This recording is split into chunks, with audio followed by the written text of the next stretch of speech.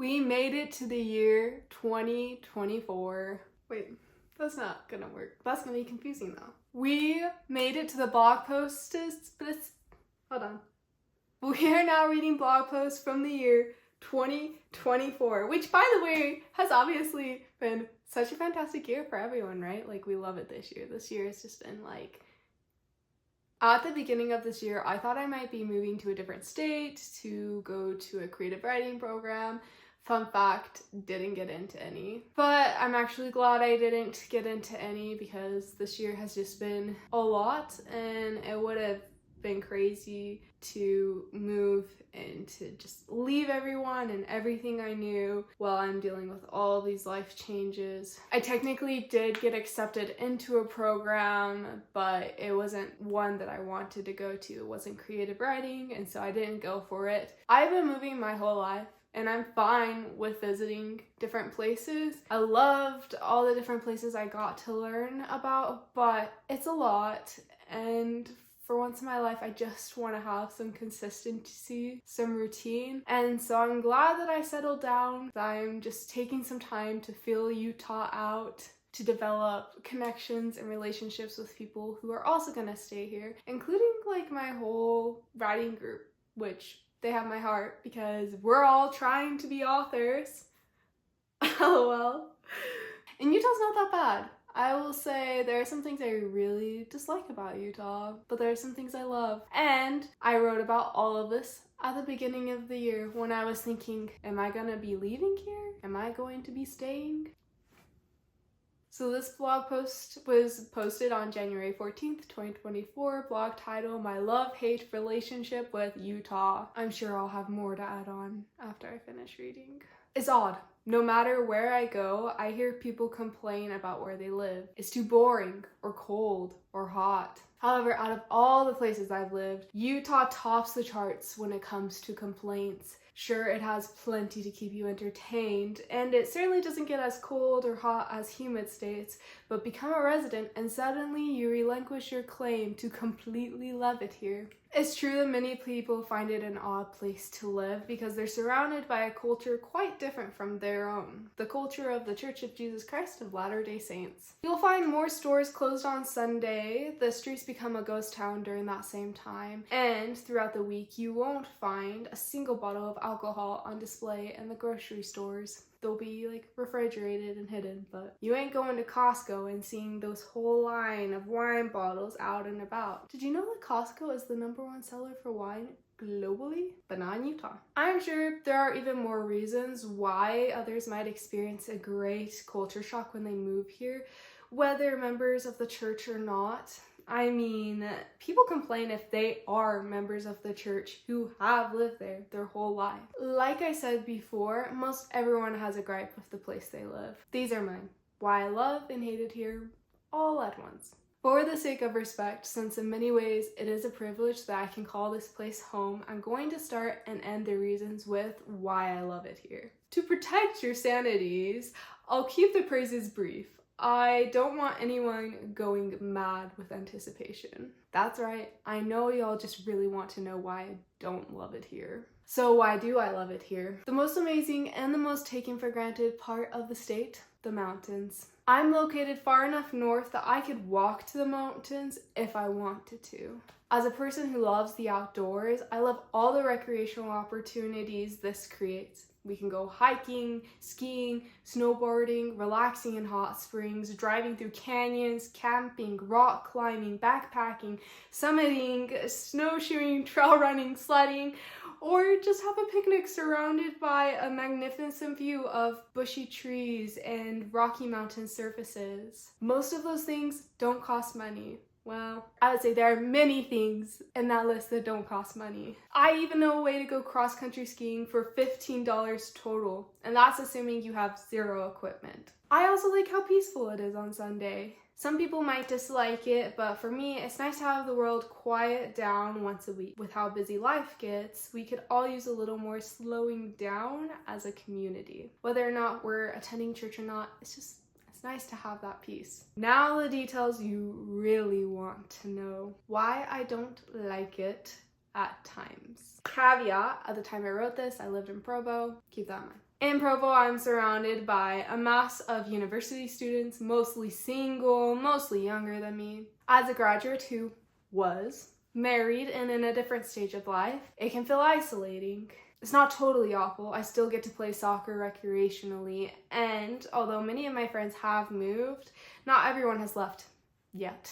I'm not totally on my own, but I am starting to feel more and more that this is no longer the place for me. Out of all the places I've lived, this is the most contentious. Again, I think living in Provo makes my perspective skewed. However, I've seen a lot of passionate people struggle to find accord with those who possess different opinions. And they can't escape one another. Everyone seems to have a valiant cause to fight for, but few seem to have the time to understand one another respectfully and sincerely. As a girl who usually feels like a middle grounder, call that a bad thing, whatever, I hate watching disturbing discords take place. People don't need to agree with one another, but progress won't be made if we can't find a way to communicate without creating hate. And even if progress still happens somehow, it's hard to know how right you really are if you're not willing to see things from another's point of view. My final complaint about Utah: the dryness. Yes, some people prefer it.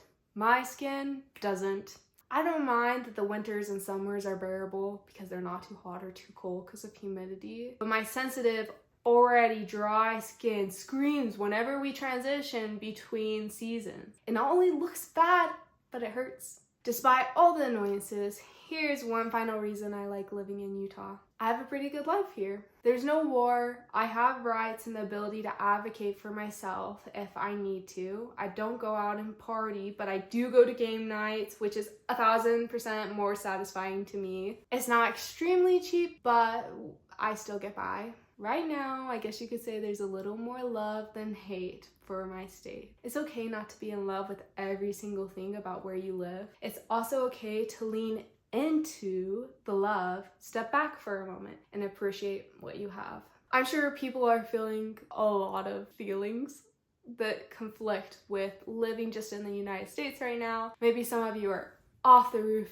ecstatic with the current election results. Maybe some of you feel like you don't even want to get out of bed in the morning or anxious about what this means for the future. Some of you might not even care or pay attention. I would totally advocate to start paying attention though, because it affects you more than you realize. And if you really truly believe it doesn't affect you and somehow it isn't, it's probably affecting people you care about. So definitely advocate for learning more. With that said, I think it's a good time to recognize that it's imperfect here, that there are still things we can do as individuals to make this a better place to live as a country or a state or a city, and to lean into what we do love so that we have the courage to keep pressing forward to make it better. It's a lot more discouraging when you think it's all bad, because where do you start, you know?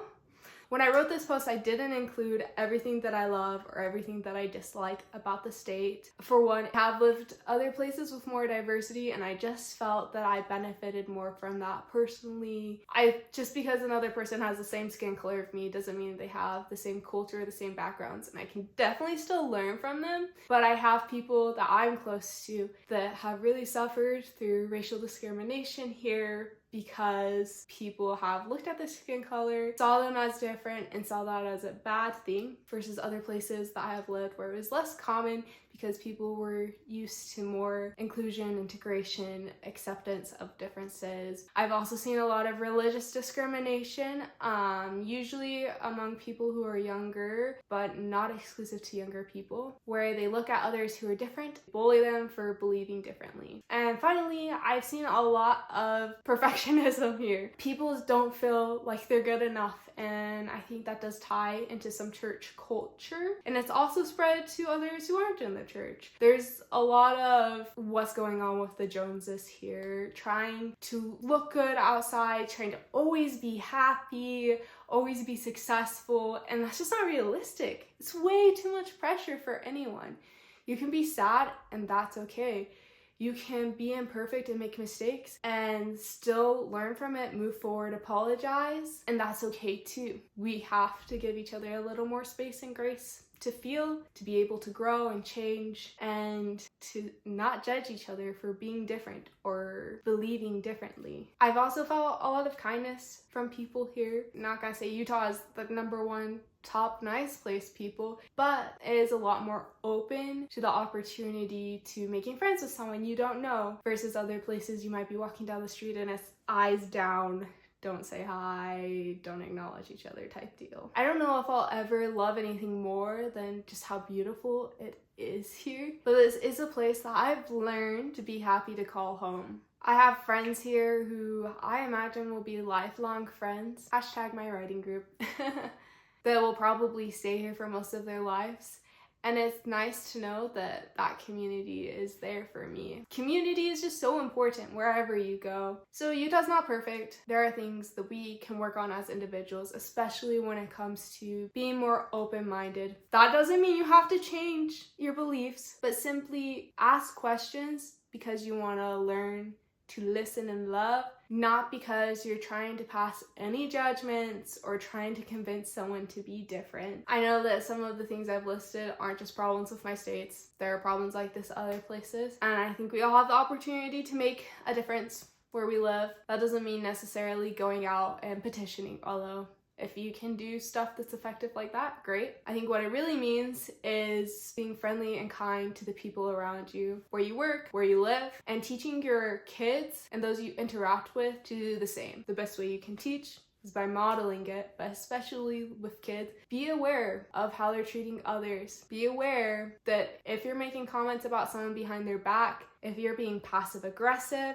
your kids are probably going to do the same, not just as youth, but they'll probably keep doing it throughout their adulthood because they've learned in an environment that shows that's how you survive. But we don't have to survive like that. We can survive by being direct and kind, loving ourselves and loving others, standing up for what's right and forgiving what's wrong, letting people change and changing ourselves. I certainly don't see myself leaving Utah anytime soon, but I can't predict the future, so we'll see what happens. Wish me luck and good luck to all of you. It's the end of the year. You've got this. I believe in you. Thank you for watching. If you enjoyed it, feel free to subscribe if you're not subscribed. And feel free to like this video if you happened to like this video. Until next time, au revoir. Have a good life, y'all.